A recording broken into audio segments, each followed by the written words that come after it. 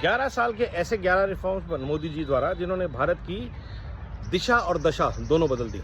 स्वच्छ भारत अभियान, open defecation free Bharat, Jan Dhan खाते नंबर 3, आत्मनिर्भर Bharat number 4, GST reforms number 5, vocal for local number 6, vaccine मैत्री number 7, Rafale deal number 8, Vande Bharat पूरे भारत में नंबर 9 और नंबर 10 पे एयरपोर्ट्स अक्रॉस भारत, पूरे देश का आम नागरिक जैसी स्कीम्स, और नंबर 11 पे एक्सप्रेसवेज का जाल।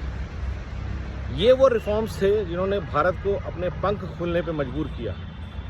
और इसके साथ ही जुड़ते गए बहुत सारे रिफॉर्म्स जिन्होंने 11 साल में भारत को दुनिया की चौथी सबसे बड़ी अर्थव्यवस्था में परिवर्तित कर दिया। आज की चर्चा इसी बात को लेकर। नमस्कार, गौरव छिब्बर मेरा नाम, मेरा चैनल भारत का गौरव। आज की वॉक की चर्चा, ऐसे कौन से रिफॉर्म, 11 रिफॉर्म तो मैंने आपको बता ही दिए, और ऐसे कितने रिफॉर्म हुए जिन्होंने मात्र 11 साल में भारत की सोच, भारत की दशा और भारत की दिशा सबको परिवर्तित कर दिया। सबसे पहली चीज़, हमें इंडिया की जगह भारत बोलना सिखाया,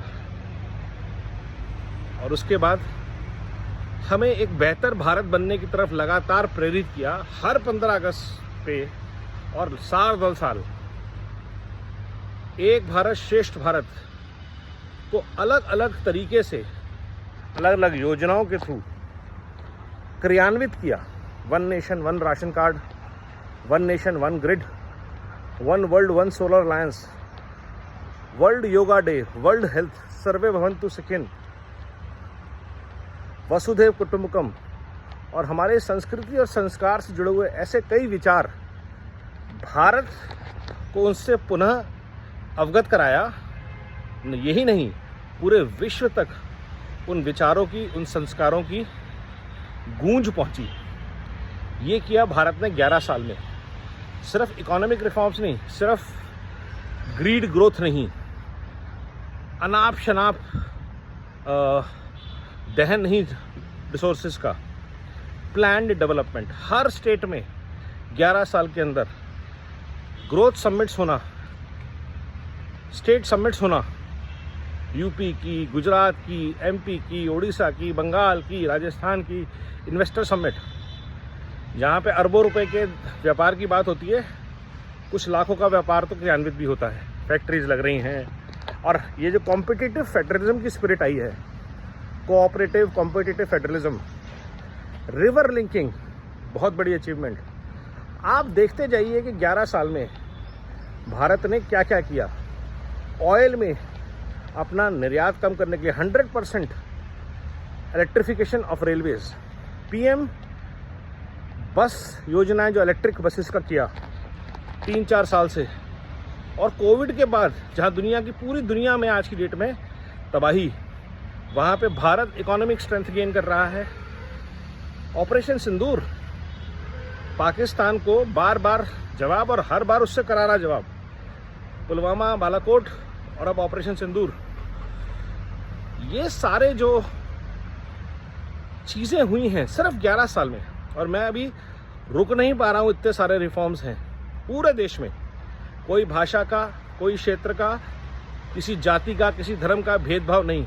और तो जो सबसे ज़बरदस्त चीज़ है, 370 हटाना, CAA लाना और राम मंदिर का निर्माण। भारत ने आज तक इतने एक्शन ओरिएंटेड 11 साल कभी नहीं देखे। हम हमेशा सुनते रहे इस मिनिस्टर का करप्शन, उस मिनिस्टर का करप्शन, इसके यहाँ प्रॉपर्टियाँ बन रही हैं। 11 साल में एक मिनिस्टर के ऊपर करप्शन का दाग नहीं। एक से एक शानदार मिनिस्टर, एक से एक टैलेंटेड लीडर्स स्टेट्स में, सेंटर में ड्राइव कर रहे हैं नेशन को नेशनल लेवल पे। और ये सिर्फ हुआ 11 साल में मोदी सरकार के अंडर। एक आदमी, एक स्वयं सेवक जब 40 साल की तपस्या के बाद देश की बागडोर संभालता है, जो पूरे देश की नस नस से वाकिफ़ है, पंजाब से लेकर के तमिलनाडु तक, बंगाल से लेकर गुजरात तक, कश्मीर से लेकर कन्याकुमारी तक जो व्यक्ति पूरे भारत से जुड़ा हुआ है, ऐसा व्यक्ति जब भारत का नेतृत्व करता है तो ये सारे परिणाम आते हैं। इन सारे परिणामों की और गति मिलेगी इनको जब ये सरकार अपना कार्यकाल पूरा करने के ओर पहुंचेगी। तो अब 4 से 3 की जंप जो है, मेरी ऐसी उम्मीद है कि भारत मात्र 1 साल में लगाने वाला है। 2026 में भारत विश्व का चौथे से तीसरा सबसे बड़ा देश बन जाएगा और फिर चाइना और जापान वाली जो स्केल है वो हम लेंगे बहुत जल्दी। नमो भारत, वंदे मातरम, जय हिंद।